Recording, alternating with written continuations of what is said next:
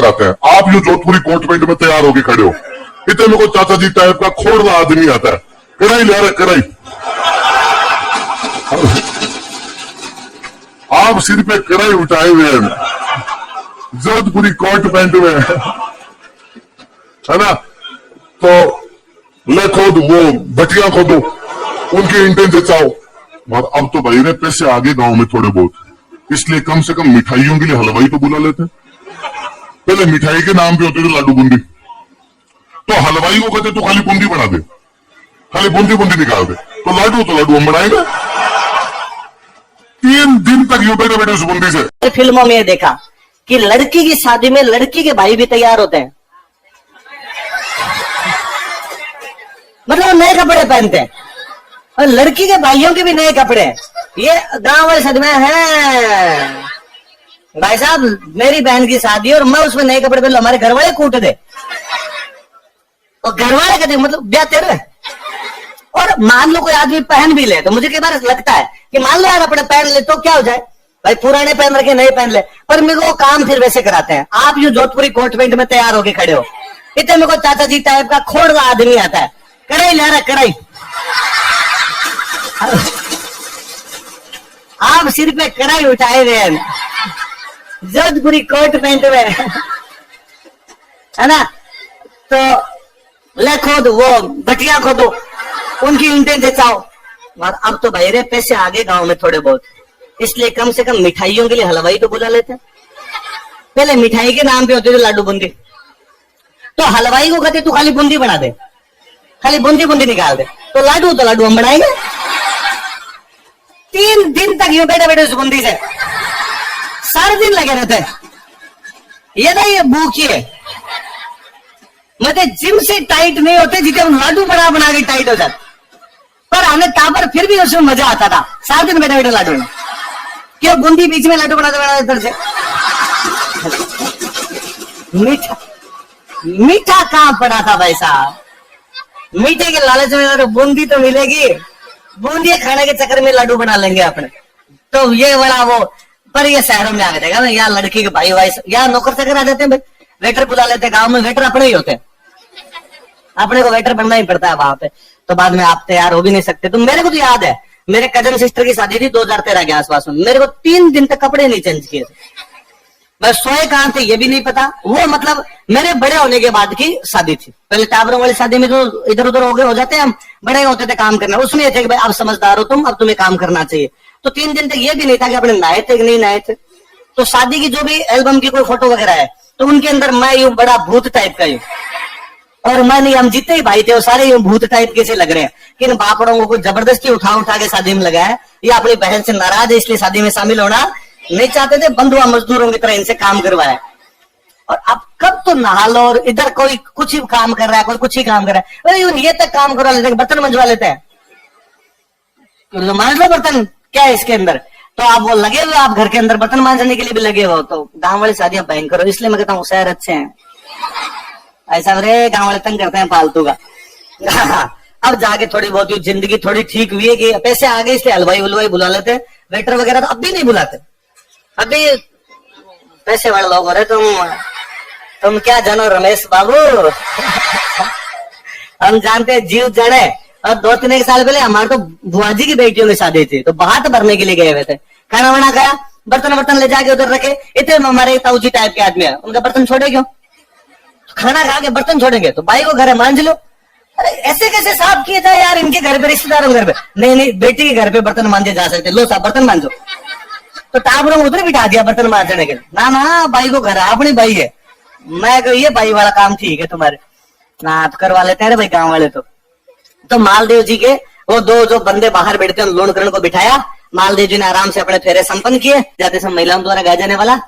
इस बार प्री में क्वेश्चन था, उसका एक ऑप्शन ये था, क्वेश्चन दूसरा था, और उसमें एक ऑप्शन ये दे रखा था कि क्वेश्चन तो पूछा था आंगणों क्या है, उसके नीचे एक ऑप्शन ये था। हम पढ़ेंगे आगे, वो भी पढ़ लेंगे क्या था, पर कम से कम ये तो नहीं है, क्योंकि वो उसमें एक ऑप्शन था कि महिलाओं द्वारा बारात का डेरा देखने जाते समय गाया जाने वाला गीत। नहीं भाई, उस समय जो गीत गाया जाता है गीत कौन सा होता है। तो भाई जैसलमेर की सारी महिलाएं तो जल्ला गाती हुई मालदेव जी का डेरा देखने के लिए चली गई। दुल्हन घर से बाहर निकल नहीं सकती, दुल्हन पे तो यूं पूरे वो प्रतिबंध लागू हो जाते हैं भाई, आप तो घर से बाहर नहीं निकल सकते।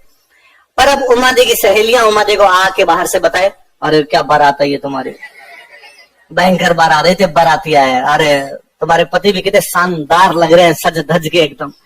उमा दे को भी लगेगी यार सब इतनी अच्छी बारात है तो मैं भी देखूं, पर अब उमा दे देखे कैसे? तो आज का टाइम हो तो उमा दे मालदेव वास मैसेज कर दे, है ना, please send some pics of Dera, और मालदेव जी भी कह देगी ये मैं हूं।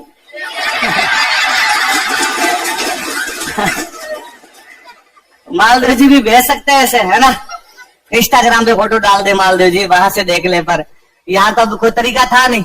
तो उमा देवी को लगा मैं किले के ऊपर चढ़ के देख लेती हूँ, भाई किला सबसे ऊंचा, किले के ऊपर चढ़ के देखोगे नीचे जो कुछ है वो सब दिखेगा। मुझे लगा मैं किले पे चढ़ूंगी तो नीचे की व्यवस्था दिखी जाएगी मुझे, तो किले के ऊपर चढ़ रही थी। तो अपने कमरे से जब सीढ़ियों से किले के ऊपर की तरफ जा रही थी तब उसने सुना कि सीढ़ियों के पास के कमरे में उसके मम्मी पापा जोर जोर से लड़ रहे थे। मैं कान लगा भाई क्या हो गया, ब्याह के घर में लड़ाई किस बात की? और लूणकरण जी अपनी रानी को कह रहे थे कि आज जैसे ही मालदेव फेरों में आएगा मैं मालदेव को मार दूंगा। वो बेचारे कैसे मार दोगे अपना जवाई? उसने जवाई लिचड़ आदमी 10 दिन पहले अपने बैठे करने के लिए आया था और डर के मारे इससे लड़ाई कर नहीं सकते, इस चक्कर में तब पैसे देके वापस भेजा था और आज बाई ब्यानी पड़ रही है, बेटी देनी पड़ रही है। और ना इस आदमी को मैं घर पे नहीं चढ़ने दूं, जमाई बनाने की बात तो बहुत बड़ी है। अब इसको वैसे तो मार नहीं सकते युद्ध में, तो आज फेरों में जब आएगा तो अकेला आएगा, और जब अकेला आएगा तब मारेंगे इसको, वहां पे बैठे को मारेंगे। अरे धोखा करोगे? उसने कहा धोखे वोखे छोड़ तू, आज मारेंगे इसको। अरे तो अपने बेटी का भविष्य बाद में क्या होगा, सती कर देंगे, इसको मारेंगे आज। और यदि तूने किसी को बता दिया तो पहले तेरे को मारूंगा। तो बेचारी डाकी से डरे उससे, तू जाने तेरा काम जाने, तेरी बेटी है मेरी बेटी तेरी भी, अब तू मारना ही चाहता तो मार, मत क्या ही कर सकती हो। उम्मादे ने जब ये बात सुनी तब उम्मादे बेचारी पसो पैस में, अब किसका साथ दे? एक तरफ उसके पिता है जो ये कह रहे हैं कि मालदेव को मारा जाएगा, एक तरफ वो मालदेव उसका होने वाला पति है। उसे लगा मुझे पिता का साथ देना चाहिए, होने वाले पति का साथ देना चाहिए। और उसे तुरंत वापस दिमाग में आता है कि हिंदू धर्म कहता है कि सगाई अपने आप में आधा विवाह है, इसलिए मालदेव मेरे पति है और मेरे पति को बचाना ज्यादा जरूरी है।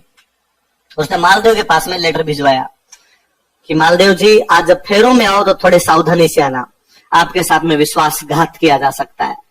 मालदेव जी ने जैसे लेटर पढ़ा, मालदेव ने कहा थैंक यू मादेव, वैसे तो मैं इनसे वैसे नहीं मरता, तुम्हारे घर वालों की औकात नहीं मेरे हाथ लगाए, पर फिर भी तूने कह दिया मैं और ध्यान रख लूंगा। बारात में इधर से जो बाराती गए हुए थे उनमें से 2 बॉडी बिल्डर टाइप के आदमी थे, जिम विम जाने वाले भाई थे। मालदेव ने उनको कहा तुम दोनों का एक ही काम है, आज जैसे ही मैं फेरों के अंदर जाके बैठूं लूणकरण को तुम पकड़ के बाहर बैठ जाना, मेरे जब तक फेरे नहीं हो जाए तब तक लूणकरण घर के अंदर आना, तुम्हारी ड्यूटी है देख लेना। उनका सब पक्का। मालदेव जी पहुंचे भाई वहां पे, मालदेव जी अंदर पहुंचे तो कई देर तो तोरण वोरण पे महिलाएं टाइम लगा देती है ना, कभी इधर से नापती है, इधर झुनझुनियां बजाती है, फिर कांच दिखाती है। और गांव में दूल्हे को तैयार करके लेके जाते हैं कि तुम्हें वहां पे महिलाएं कांच दिखाएगी तब तुम ऐसे कर लेना, ये नहीं तू कांच के सामने देखता रहे भाई। यदि आप कांच के सामने देख रहे हो इसका मतलब आपकी आंखें खराब है, आप अंधे हो भाई। जैसे किसी के सामने शीशा पड़ता है तो अपनी आंखें बंद होती है, पड़को पड़ना, चिल्का पड़ना उसका, तो जैसे ही वो आपके शीशा आएगा सामने तो आपकी आंखें बंद हो जाएगी। आप उसके सामने देख रहे हो इसका मतलब आंखें बंद नहीं हो रही, इसका मतलब आपको पता नहीं चल रहा शीशा है या नहीं है। कान के पास में झुनझुनियां बजाया जाएगा आपके, तो आप ऐसे लड़े क्या रहे शोर मचा रहे हो, कहीं आप ऐसे खड़े उनको लगे बह रहा है। तो गाँव में कई चीजें सिखा के ले जाते हैं दूल्हे को, ये तक सिखा के लेके जाते हैं हंसना नहीं है। इसलिए गांव का दूल्हा कभी भी अपनी शादी में हंसता है, बेस्ट सीरियस मोड में रहता। गांव वाले दूल्हे की आप शादी के एल्बम देखो, सब में उन गांव में कहते हैं कि दूल्हा हंस गया तो अकाल पड़ जाएगा, तो दूल्हा हंसता नहीं। इसलिए फिर अब हंसी तो है, वहां महिलाएं अंदर हंसी ठिठोलियां और करती है, तो हंसी हो रहा है, फिर दूल्हे को देते हैं रुमाल, तो गांव वाले दूल्हे तो यूं बैठे रहते हैं, रुमाल लगा मरोगे। ये 4-5 घंटे की सजा होती है, सजा हो अंदर ले जाने के बाद। और फिर आदमी को गांव में तो और भाई इसके साथ और कोई नहीं, अकेला जाएगा। अब बेचारा अकेला बैठा हुआ अंदर, तो समस्या कई हो जाती है। तो भाई अंदर कई देर तो महिलाओं ने नाप जोख जो भी मालदेव जी करनी थी वो की, फिर अंदर ले जाके मालदेव जी को फेरों के लिए लेके गए। अब जैसे मालदेव जी को फेरों के लिए लेके गए, लूणकरण जी अंदर जाने लगे तो दोनों बॉडी बिल्डर भाई तैयार थे। उनका इधर किधर घूम रहे हो आप, इतनी दूर से मारवाड़ से बारात आई है, ये तो नहीं कि साथ में बैठ के थोड़ी बातें करें, कोई 2-4 पैग लगाए साथ के अंदर, क्या तरीका इधर उधर घूम रहे हो? अरे बैठो, लो हम पैक बनाता हूँ, आगे पियो, दारू पियो। लूट कर जिनका नहीं नहीं नहीं मैं नहीं आज नहीं है, रहने दो, मेरे काम है थोड़ा। क्या काम है तुम्हारे? कोई काम नहीं, यहाँ पे बैठ जाओ। तो उसने कहा, अब उसके समझ नहीं यार काम क्या बताऊं मैं इनको, भाई काम करने वाले नौकर चाकर होते हैं, राजा क्या काम करेगा? तो उसने कहा मुझे कन्यादान करना है। मुझे क्या करना है? मुझे आप बोले मत बनो इतने, कन्यादान कोई कर देगा, आपकी जरूरत है, बैठ जाओ। अरे मैं लड़की का बाप हूं। उसने कहा बस देख लिया हमने, तो क्या बैठ जाए। और गांव में ये जरूरी भी नहीं होता कि लड़की के पिता कन्यादान करे। मैंने तो गांव में यदि 100 शादियां होती है तो 100 में से 99 शादियों में लड़की का पिता तो कन्यादान पक्का ही नहीं करता। ताऊ जी कर देंगे, दादाजी कर देंगे, चाचा जी कर देंगे, बड़ा भाई कर देगा। सबसे बड़ी बात है पंडित जी को जो दिख जाएगा उससे करवा लेंगे, चलो आ कर दो। ये मैंने शहरों के अंदर ही आके देखी चीजें। शहरों में 2 चीजें बड़ी जोरदार देखी कि एक तो ये कन्यादान वगैरह नहीं, एकदम लड़की के जो पिताजी होंगे वो कन्यादान करेंगे। या फिल्मों में दिखा दे, लड़की के माता पिता को बुलाइए और माता पिता आगे बैठते हैं वो कन्यादान करते हैं। या